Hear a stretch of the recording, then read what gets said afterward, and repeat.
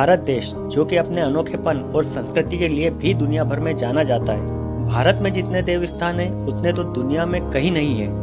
कहा जाता है कि धर्म और अधर्म की लड़ाई में जीत हमेशा धर्म की ही होती है, और इसी कारण से ही भारत देश को धर्म स्थली भी माना जाता है।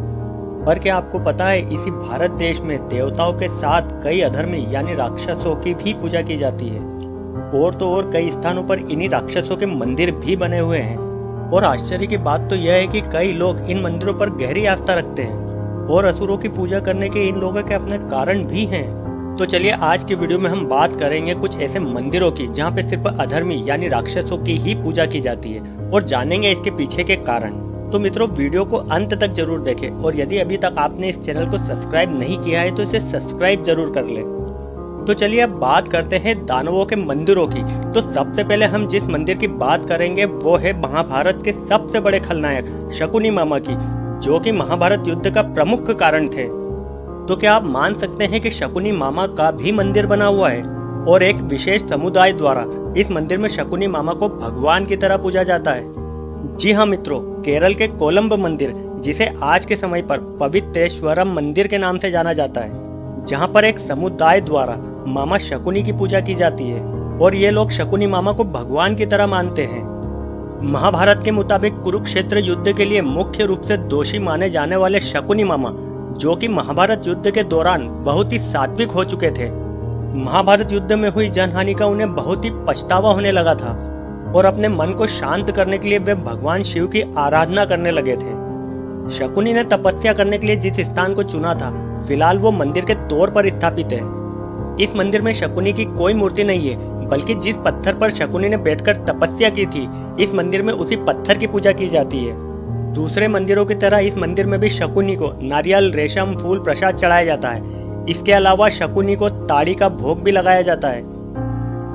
दूसरा मंदिर है राक्षसी पूतना का मंदिर, जो कि उत्तर प्रदेश के गोकुल में स्थित है, जहाँ पर राक्षसी पूतना की जमीन पर लेटे हुए और उन्हीं का स्तनपान करते हुए भगवान कृष्ण की प्रतिमा है।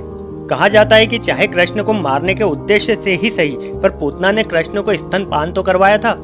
पूतना के इसी कृत्य के कारण उसे भगवान कृष्ण की माता के रूप में देखा जाता है। यहाँ पर राक्षसी पूतना को माता पूतना के रूप में पूजा जाता है। गोकुल में राक्षसी पूतना के मंदिर का उसी तरह सम्मान किया जाता है जिस तरह के बाकी मंदिरों का किया जाता है। तीसरा मंदिर है अहिरावण का मंदिर। भगवान राम और रावण के युद्ध के दौरान रावण के कहने पर अहिरावण ने भगवान राम और लक्ष्मण का अपहरण कर लिया था, और उन्हें पाताल लोक ले जाकर बंदी बना लिया था। तब हनुमान जी ने पाताल लोक जाकर अहिरावण से युद्ध किया था, और भगवान राम और लक्ष्मण को छुड़वा लिया था। अहिरावण का नाम असुरों की श्रेणी में शामिल होते हुए भी उत्तर प्रदेश के झांसी इलाके के पंचकुइया में एक ऐसा मंदिर है जहाँ पर हनुमान जी के साथ अहिरावण की भी पूजा की जाती है। चौथा मंदिर है दुर्योधन और कर्ण का मंदिर, जो कि उत्तराखंड के उत्तराकाशी जिले के सोर गांव में स्थित है। यहाँ पर गांव वालों का मानना है कि दुर्योधन बहुत बड़ा योद्धा एवं ज्ञानी था, परंतु परिस्थितियों ने उसे अपने ही लोगों के विरुद्ध खड़ा कर दिया था।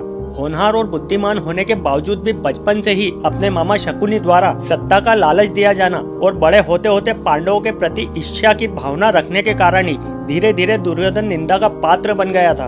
और वहीं कर्ण के बारे में यहाँ के लोगों का मानना है कि कर्ण कुंती का ही अनचाहा पुत्र था। इस नाते से वो पांडवों का सबसे बड़ा भाई था, और यदि निष्पक्ष रूप से देखा जाए तो कर्ण महाभारत में निंदा का पात्र नहीं था। और यदि कर्ण सही संगति में होता तो उसका चरित्र महाभारत में कुछ अलग ही होता। यदि उसे उसकी माता अपना लेती तो वो कोई आम इंसान न होते हुए पांडवों का ज्येष्ठ भाई होता। एक अच्छा धनुर्धर और दानवीर होने के बावजूद भी ईर्ष्या की चपेट में आ जाने के कारण पांडवों की जगह कौरवों का साथ देना ही कर्ण की किस्मत में लिखा था। इस क्षेत्र में कर्ण को नेतावर के नाम से जाना जाता है, और इस मंदिर में दुर्योधन और कर्ण की बड़ी श्रद्धा के साथ पूजा की जाती है। पांचवा मंदिर है दशानन रावण का मंदिर। मध्य प्रदेश के मंदसौर जिले में रावण रुंडी में रावण की पूजा की जाती है। मंदसौर शहर में नामदेव एवं वैष्णव समाज से संबंध रखने वाले लोग दशहरे पर रावण की पूजा करते हैं। इनका मानना है कि रावण की पत्नी मंदोदरी मंदसौर की ही थी। इस नाते से इस क्षेत्र के लोग रावण को दामाद की तरह मानते हैं और रावण दहन नहीं करते हैं। मंदसौर शहर के खानपुरा क्षेत्र में रावण की 10 सिर वाली 35 फीट ऊंची प्रतिमा स्थापित है। क्षेत्र के लोगों का कहना है कि रावण बहुत ही शक्तिशाली और विद्वान था। अपनी बहन शूर्पणखा के साथ किए गए अपमान के कारण ही उसने माता सीता का हरण कर लिया था और अपहरण करने के बावजूद भी उसने माता सीता को कोई हानि नहीं पहुंचाई थी। रावण के इसी व्यक्तित्व के कारण ही इस मंदिर में रावण की पूजा की जाती है। तो मित्रों, आज की ये जानकारी आपको कैसी लगी कमेंट्स में जरूर बताएं। वीडियो को लाइक करें और ज्यादा से ज्यादा शेयर करें। इसी के साथ आज्ञा दें, मिलते हैं अगले वीडियो में कुछ और नई जानकारी के साथ।